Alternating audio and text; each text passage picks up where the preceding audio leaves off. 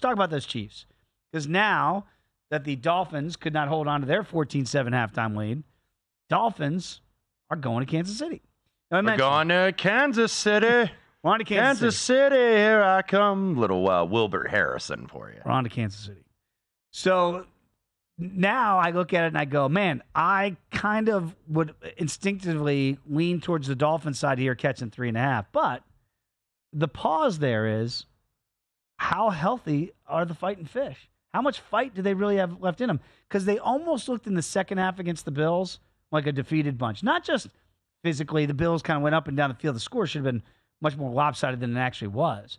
But I just go, man, I mean, who are they going to beat you with? Is Raheem Mostert going to be back?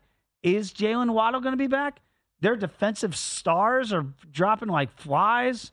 Is Howard going to be back? Ramsey's not 100%.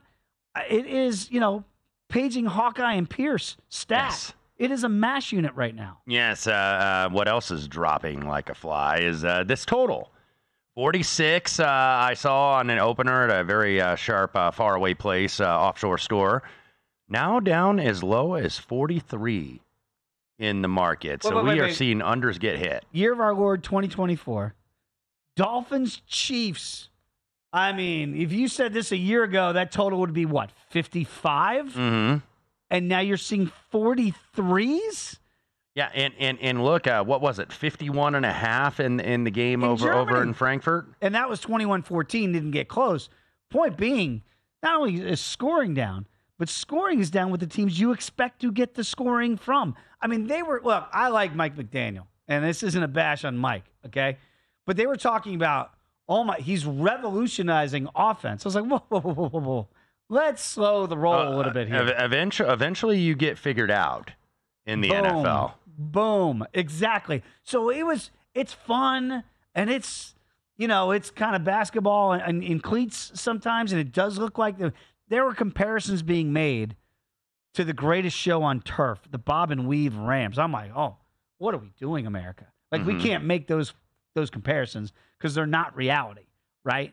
So now all of a sudden, you're getting a total, like even tonight's total was 48. So there's still respect in the marketplace for the Dolphins to be able to score. Now, I wonder if that's going away. Part and parcel with the injuries, but also, I heard the guys talk about it on the pregame show.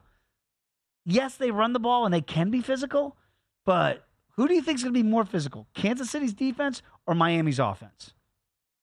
I'd say the latter. I'd say the former, actually, Kansas City's defense. And they have been physical all year. And just, Tua really in that game struggled against the blitz. Tua was 21 of 34 for 193, threw a touchdown, got sacked 3 times, including on the big one on the last drive. And Kansas City, and he got hit a lot in that game, too. That was the first game that the Dolphins' offense was really slowed down. I don't want to say figured out. Yeah. But it has been a drop, right? Because, look, after the Denver game, you put up 70 in the NFL against anybody. And then, by the way, Denver's defense didn't turn out to be as bad as that game showed.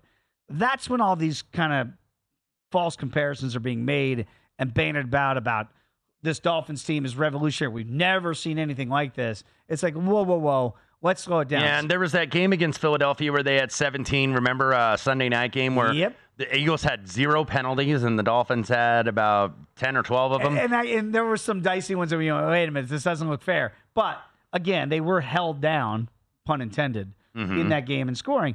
But then it felt like that Chiefs game in Germany where you went, okay. And, by the way, they were fully staffed, Miami's offense. There was no excuses there in that game.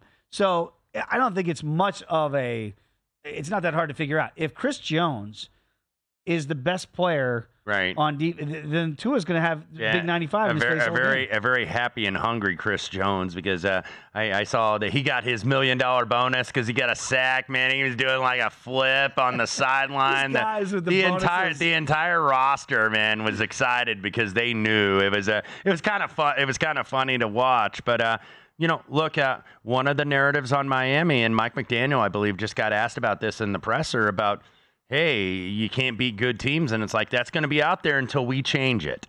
And Miami hasn't beaten any good teams, really. Wait a minute. Except for Dallas. There we go. except for Dallas at home. Now that was at the gun. Yep, that was with the Jason Sanders field goal. And he kicked 4 over 50 and set a team record. So it took an historic kicking day to get it done. But you know what I'm saying? Yeah. They feasted on the Commanders and the Giants and the Carolina Panthers and the Broncos. The Broncos, some of the bottom teams in this league, with the exception of Dallas, when they hadn't won on the road either. They hadn't beaten any really good teams on the road, and they get another opportunity to do so. 3.5, by the way, mostly in the market right now on Kansas City, and then of course that total as low as 43 right now. Yeah, look, Mike McDaniel, like you got the hard knocks, and look, I love it. You get inside and you get a look at people, but now they're going to look at you and they're going to go, "What are you going to do?" Like, yeah, you're banged up. Guess what? Everybody else has got injuries too. Yeah, and by the way, this tweet, I'll get this in from Paul Nelson, Paulin_15 on Twitter. Miami playing Saturday evening in Kansas City, and the look-ahead forecast says it's going to be 14 degrees for a high. Miami playing in 10-degree weather? No. Capital N-O. Wait, the high of 14? Yes. Yeah, because I believe at VSiN Live, our Twitter feed, they put out the weather forecast. It's going to be cold in Kansas City on Saturday night. Oh, I'm going to be curious to see where that number goes. Go to VSiN.com/subscribe to become a VSiN Pro subscriber today.